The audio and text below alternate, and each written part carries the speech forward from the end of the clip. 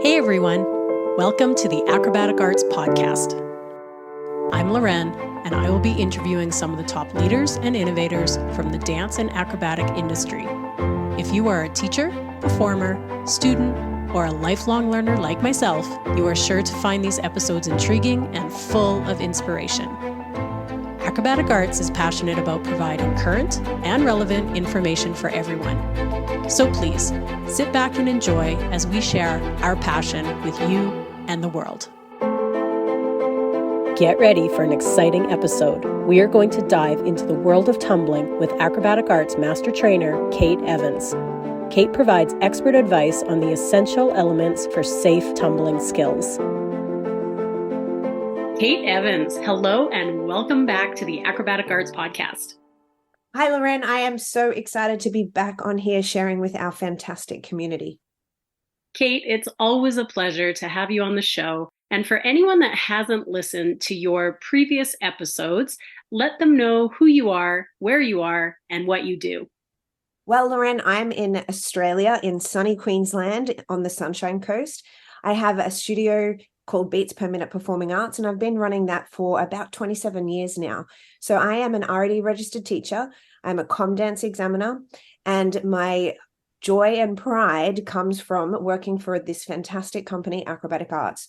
So in Acrobatic Arts, I'm a course conductor and examiner, and I also am a course conductor and an examiner for aerial arts and elixir flexibility. Well, we are so lucky to have you. I just want to give everyone maybe a little context about this episode.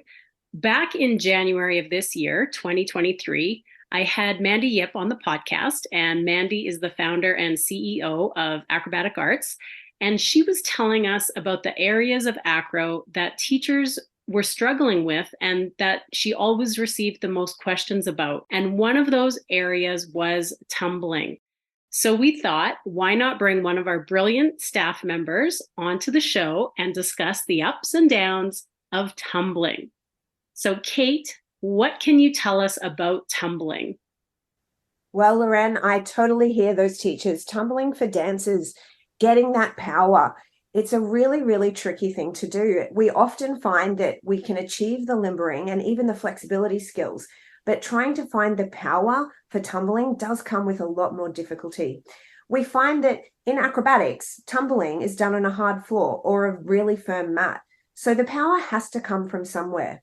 And this energy or power generation has to come from the dancer's own body. So unlike gymnastics, where the floor is sprung and power generation and energy is supported by the floor, our acrobats have to train that power from within. And often that can be quite tedious and a very long journey. So my question would be, where does this power come from? And how can we help our dancers to build that power that will, in the end, support their tumbling skills? Well, Miss Loren and teachers, you guessed it. My favorite word, and I know you've heard it a million times, and you'll likely hear it a million more times, progressions. It all starts in the progressions. The beauty of the acrobatic arts syllabus is that it's all laid out for you. So if we head all the way back to the beginning with primary, our very first level in the syllabus, we can see all the progressions for power right there. Hops, gallops, somersault, frog jumps, tuck jumps, as well as some skills that you wouldn't maybe associate with power, such as right and left foot retire, rise on demi-point, stretch and flex the feet. Almost every skill that the dancers do in primary is working towards building that power that's required to hit the bigger skills that come much further down the track. A frog jump, for example, is a plyometric exercise that's used to train explosive power with height and distance. As you work through the levels, we want to retain these plyometric exercises found within the syllabus, as well as add others to support the generation of power for our dancers. By adding repetitions and time, your dancers will be well on their way to successful tumbling. Kate, I'm so glad you mentioned primary as the beginning of tumbling, because even when I teach the preschool courses, I talk about, as an organized teacher, you need to think not just of that year that you're teaching them, but also in 5 to 7 years, what do you want them to be able to do? And I think that's what you're talking about, is building right from the beginning. And that is really the recipe for success. So why is it that some dancers will still struggle with power? You're absolutely right, Loren. The element that I find that is often forgotten or not given the love that they actually deserve are our precious little feet. Our feet are the foundation, quite literally, of everything we do. They are the last thing to leave the floor and the very first thing when we land. So we need to treat our beautiful little feet with the value and love and importance. I believe a strong focus on strengthening our feet, as well as building flexibility, mobility, and stability in our feet, is absolutely crucial to your dancers achieving the power that is required to hit those high-level tumbling skills. So we want to make sure that our dancers not only have the mobility and flexibility, but also strength and stability, and they are all different elements to not only get the height and distance, but also, most importantly, to serve as injury prevention, to keep our dancers safe so they can recover and land their skills. Correct and proper foot positioning during landing helps to absorb the impact, reducing stress on joints and preventing injuries. Proper foot alignment and engagement contribute to maintaining balance and stability throughout the various movements. As far as power generation is concerned, the feet are responsible for generating power at takeoff. Pushing off the ground with the feet initiates upward momentum, providing the necessary force for our aerial and tumbling skills.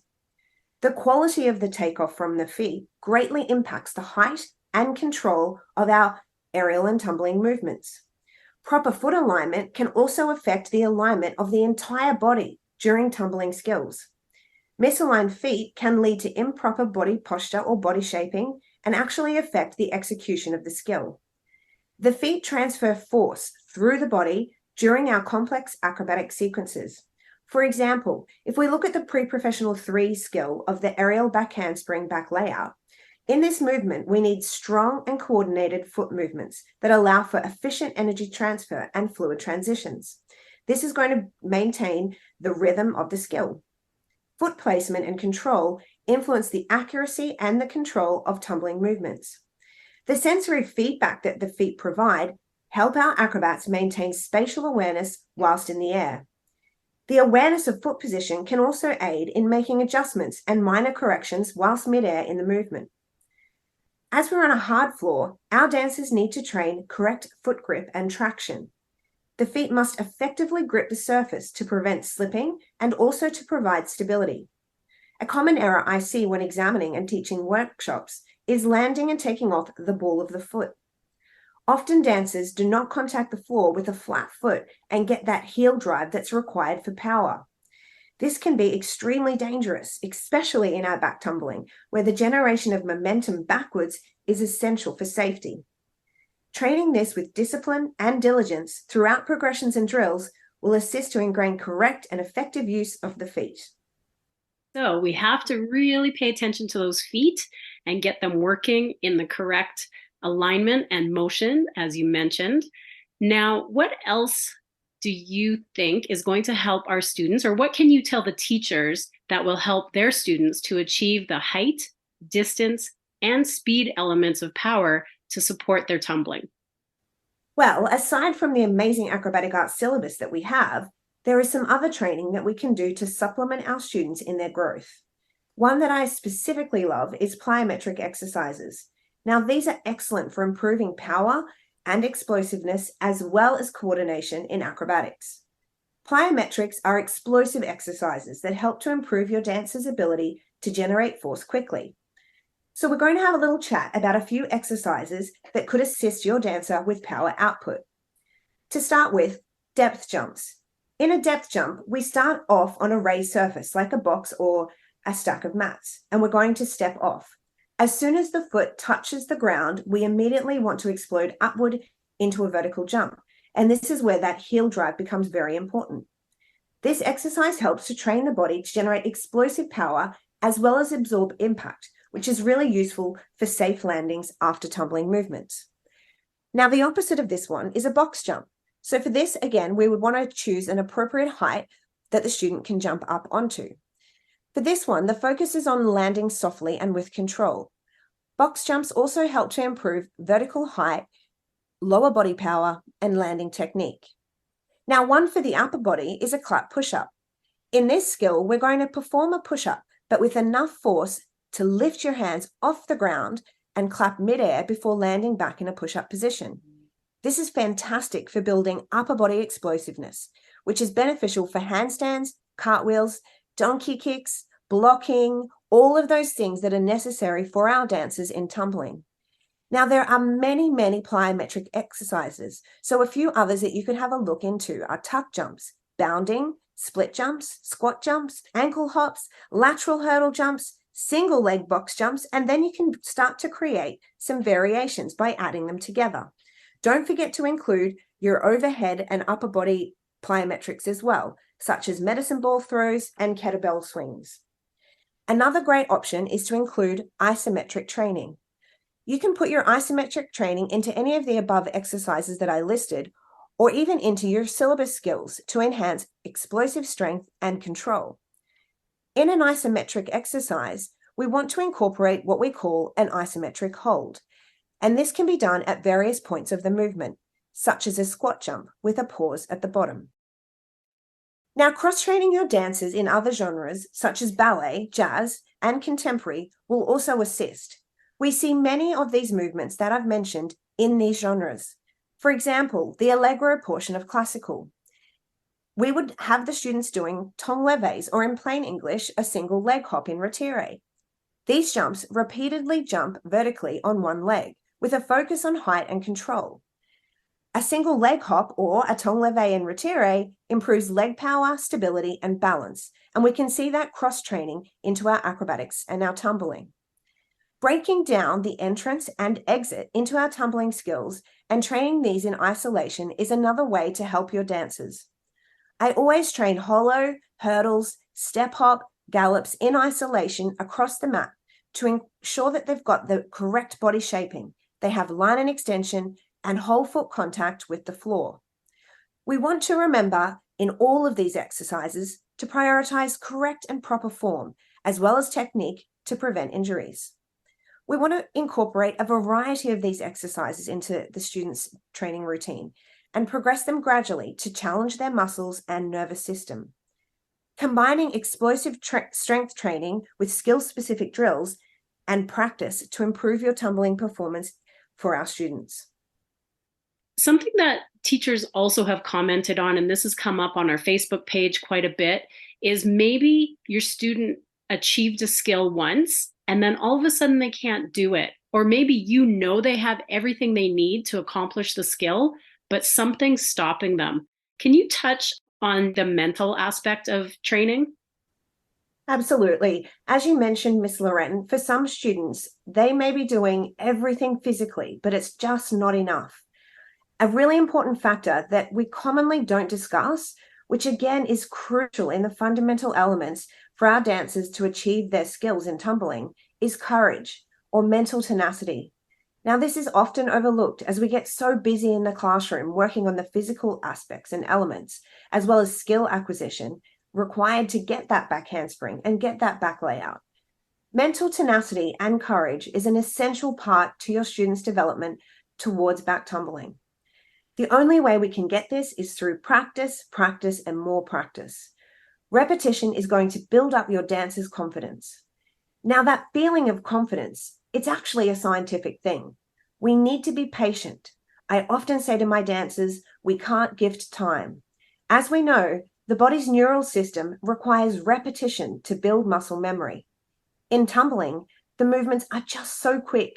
We need the body to know exactly where it's going in space because we don't have time to think about it.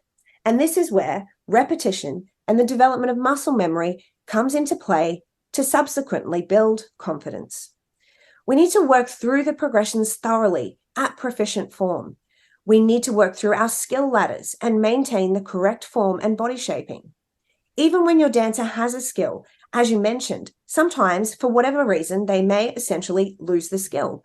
And I see this a lot happening in training. It can be physical from an injury, or it could be mental from a fright or a really close landing. To be able to get their skill back, we need to build confidence. We need to go back to the beginning, take them right back through the progressions, and the drills. And this process will be quicker second time through. We need to aim to regenerate those neural pathways so they are no longer impacted or ingrained with a negative emotion. This is where fear comes into play. This can cause a dancer to doubt and hesitate at takeoff, or even worse, in the middle of a skill. So having your dancer not attempt skills when they are not ready or haven't followed the progressions is really, really important. They shouldn't feel fear. This is a flag or a sign that they may not quite be ready yet. They need to slow down, step it back, and give themselves a little bit more time and be that little bit more patient. Once you do have your dancer back on track and they have all the elements and they're getting their skills, what do we do next? Well, this is the best bit because it's just the beginning. This is where we bring in variations. Variations are such an important element to your class. Once your student is executing the skill to a high level of proficiency, we don't want to lose all the fundamental elements and all of that hard work. Instead, we want to ingrain it and strengthen it even more. And we can do this through variations. This is going to challenge your student with different entrances, different exits, while still strengthening the technique and ingraining the body shaping and muscle memory in your dancer. We can do so many different and creative things into and out of the skills to keep the dancers from getting bored and switching off. Remember to always train right and left side immediately. As soon as they have the skill on one side, we want to straight away start training it on the other side. Now, we all know how important it is for whole body health and injury prevention to train both sides. But we do see our students developing that feeling or preference towards one side, especially in high-level tumbling. But once they get it on one side, switch straight to the other side. This is going to continually challenge your students to grow. Other ways that we can keep it interesting for our dancers is to change the arm lines within the skills. You could also play with the rhythm or dynamic of the skill. For example, asking the dancer to slow it down or split earlier or later. And we can see this within the example of a back handspring to chest roll, where we slow down the back handspring to enable them to do the chest roll down to the floor with control and fluidity. I totally agree, Kate. Variations are the key to keeping your dancers interested in continuing their training and having fun as well, because they get excited to try new things. Speaking of new things, maybe for some of our teachers out there or some of our listeners, we at Acrobatic Arts have a aerial back handspring course as well as our modules. And I believe that in Australia, the summer tour is coming. Can you tell us about that, Kate? Absolutely. The best time of the year. It's so exciting to get all of our teachers together, and we have so many opportunities happening for Australia and New Zealand. We'll be presenting our Module 1, Module 2, as well as our aerial back handspring workshop in January. And we'll be doing this in Maroochydore in Queensland, Sydney, New South Wales, as well as in Perth in WA. Now, if you've already trained in these courses, don't forget to come along and take a refresher and catch up and reconnect with our beautiful Acrobatic Arts family. An exciting thing is that we're not only having courses in Australia, but we also have courses running in New Zealand. These will be happening in Wellington in October 2024. Remember that if you can't make it to a practical course, we have many other really great opportunities for you to join us live and online. Fantastic, Kate. I think anyone who lives in New Zealand or Australia should really take advantage of the in-person courses. In Acrobatic Arts here in Australia, we hear from studios every single day looking to hire our certified teachers. It's a skill set that is so high in demand at the moment and absolutely growing. I can't tell you how many times I wake up, get a message from a teacher looking for an acrobatics teacher. Adding an AcroDance certification to your portfolio increases your value as a teacher and undoubtedly creates more opportunity for you and your students. So remember, if you've already trained in your Module 1 or Module 2, consider a refresher, or also check out some of the amazing workshops that we offer, such as the aerial cartwheel workshop, or the aerial arts, or even a contortion workshop. There's so much out there to keep your education growing, keep you interested and inspired so that you can take it back to your classroom and help to progress your students. Kate, it feels like our time together is never long enough, but I do always appreciate your acrobatic wisdom. Thank you so much for talking with me today. Thank you, Miss Loren. It's been an absolute pleasure. I'm sure everyone is going to take away so many new drills and exercises that they can use for training tumbling in their acro classes. Remember, if you have a topic that you would like me to explore on this podcast, email admin@acrobaticarts.com and I will be sure to look into it. Thanks for listening, everyone, and have a great day.